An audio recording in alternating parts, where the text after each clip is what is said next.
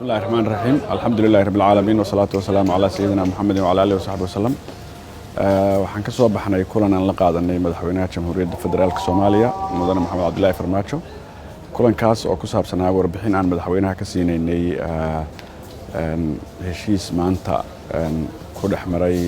airportka ganacsato Soomaaliyeed iyo ganacsato Itoobiyaan ah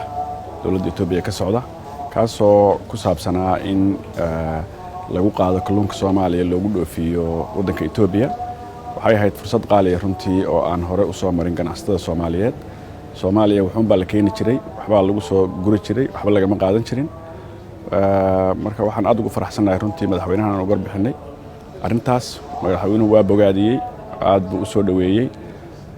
wuxuuna nagu booriyay inaanu si dardar gelin hawsha aanu hayno waa mashruuc fiican oo horumar leh waxaan rajaynaynaa dhawaan hadda kalluun baa la qaaday waxyaabaha kale Soomaaliya u soo baxa oo ay ka mid tahay cusbada oo ay ka mid tahay khudaarta oo mooska ugu horeeyo in iyagana sidaas oo kale la qaado